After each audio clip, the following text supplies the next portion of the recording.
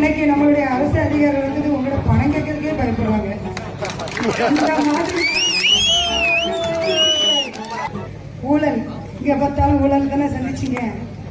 பார்த்ததெல்லாம் ஊழல், போறதெல்லாம் ஊழல், ஒரு டிரான்ஸ்பர் போடனா ஊழல், ஒரு இடத்துல நம்மளோட தேவை கேட்டு போனாலும் 1000 ரூபா கொடுப்பியா 500 ரூபா கொடுப்பியா, இதை மட்டும்தான் நம்மளோட காதல கேட்டிருப்போம் இல்லையா? தேவையான சரியான எல்லா விதத்திலும் நமக்கு நியாயம் இருந்தும் ஊழல்ங்கிற ஒரு போர்வையினால நம்மள மூடி ஒடுக்கி வைக்கப்பட்டோம். இனி அப்படி ஒரு ஆட்சி நம்ம ஆட்சி கிடையாது, அப்படி ஒரு சூழல் நமக்கு வராது என்பதையும் இந்நேரத்தில் தெரிவிச்சுக்கிறேன்.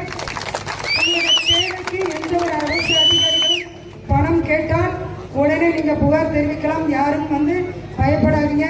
உங்க மாவட்ட செயலாளர்கிட்ட சொல்லுங்க, இல்ல உங்க ஏரியாவில் இருக்க உங்க செயலாளர் ஒன்றிய யார் பக்கத்தில் இருக்காங்களோ அவர்கள் மூலமாக நீங்க பதிவு பண்ணலாம். உடனடியாக தக்க நடவடிக்கை எடுக்கப்படும்.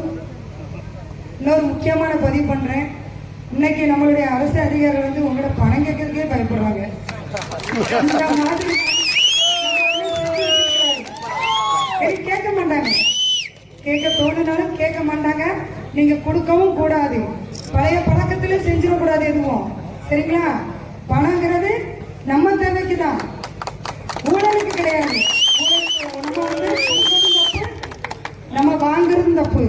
அதே மாதிரி நம்மளுடைய நிர்வாகிகள் ஒவ்வொருத்தருக்கும் நான் சொல்ற ஒரே ஒரு ஸ்மால் ரிக்வெஸ்ட், என்னுடைய தலைமையில சொல்றேன், உங்கள் சகோதரியா சொல்றேன், தயவு செய்து மக்களுக்கு சேவை செய்யும் போது யாருக்கிட்டையும் எந்த விதத்திலும் 1 ரூபா பணமும் வாங்கிறாதீங்க, அதிகாரத்தோட பேசுறாதீங்க.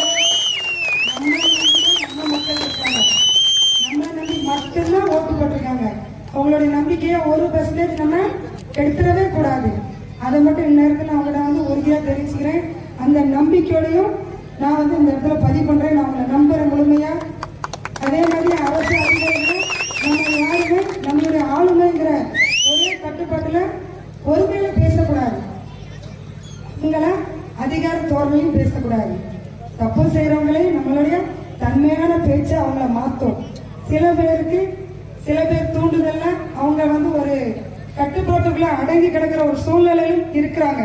அவங்களுக்கு விருப்பம் இல்லை, நம்ம ஆட்சியை கண்டு அவங்களுக்கு பயம். 2வது நம்ம கூட சேர்ந்து பயணிக்க விருப்பமும் படுறாங்க. ஆனா ஒரு சில பேருடைய தூண்டுதல், மிரட்டல், இன்னல்கள் மத்தியில சிக்கிக்கிட்டு முழிச்சுக்கிட்டு இருக்காங்க.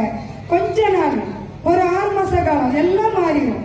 அவங்க முழுமையா நம்மளுடைய ஆட்சிக்கு பக்கபலமா திரும்பி நம்ம பக்கமே வந்துருவாங்க. அதனால தயவு செய்து யாரையும் ஹெட்வைடா பேசாதீங்க, உரிமையில பேசாதீங்க. அரசு அதிகாரிகள் நமக்கு ரொம்ப முக்கியம்.